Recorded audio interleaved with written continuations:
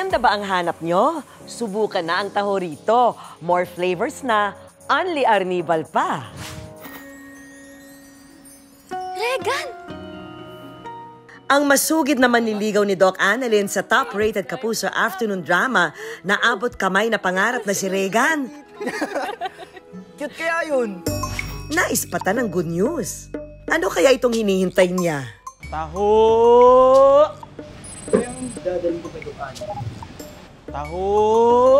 Ayun, taho. Kuya, pabili! Magkano to, kuya? 30 lang po.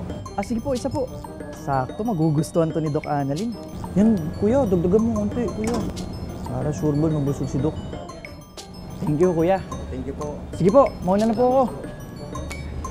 Kaso, marami na akong karibal eh. Kailangan ko yata i-level up to. Sorry, Doktora Annalyn Santos is not yet in service. Makakasama natin sa good news si Saparkada member Jeff Moses Hello? na gumaganap bilang maasahang best friend at masugid na manliligaw ni Doktora Annalyn na ginagampanan ni Kapuso teen star Jillian Ward. Kala ko naman kung sino, ikaw lang pala. Wow, nag-effort ako dito Don't worry dahil tutulungan ka ng good news dyan. Level up na taho ba ang hanap mo? Eto ang sayo. Taho na may unlimited Arnibal. Meron pang different flavors. Dito kasi sa Chongwa, hindi lang isa, kundi mahigit 10 ang flavor ng taho na pagpipilian. Yonghua Food Products started 2003 December. Started as a venture of a few Filipino-Taiwanese friends. A group of friends wanted to bring the Taiwanese concept of taho here in the Philippines. Kasi yung taho dito sa Pilipinas is just only the taho and the arnibal and the sago. Pili na! Mula sa mango taho, mochi taho, grass jelly taho, taro taho, at barley taho. Talaga namang kakaiba, di ba? Regan, ready ka na ba?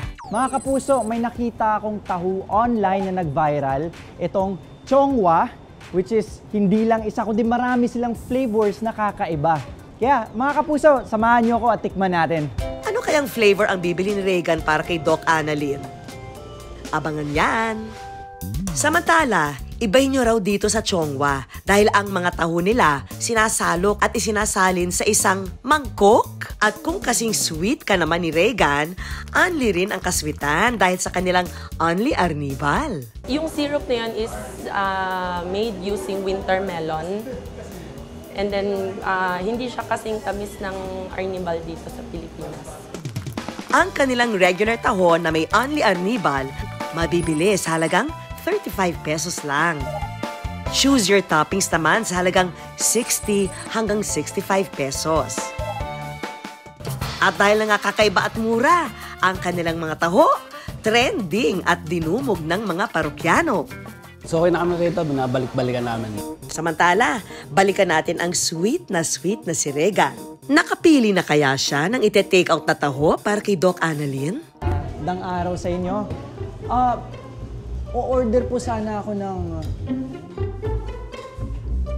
Ate, pa-order na po ako lahat. May pagdadalan po kasi ako yung nililigawan kong doktora. Pero bago niya ito ibigay sa kanyang napupusuan, kanya raw muna itong titikman.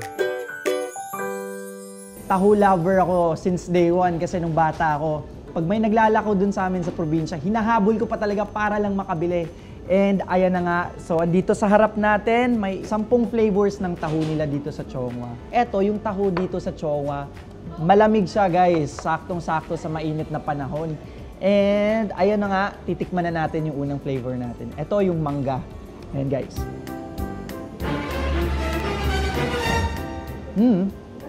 Bagay pala yung malamig sa taho guys, ngayon ko lang na-experience.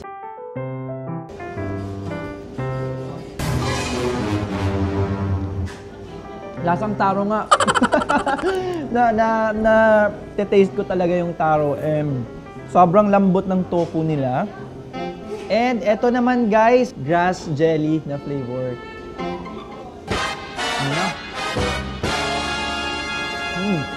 Etong barley flavor. Eto pinaka na-intriga ako.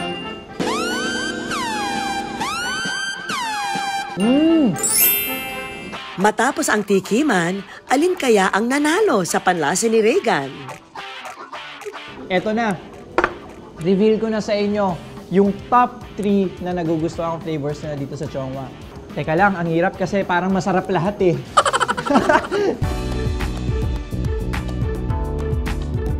First in line sa top 3, pasok tong grass jelly. Masarap siya kasi sobrang nababagay siya sa tofu. My top 2 is, eto mangga syempre. Mangga lover tayo guys eh. Eto talaga yung number 2 ko, mangga.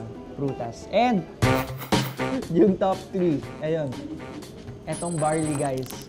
Masarap siya. Di ko ma-explain kung bakit. Di naman usual nilalagay sa taho tong ano na to eh, yung mais eh.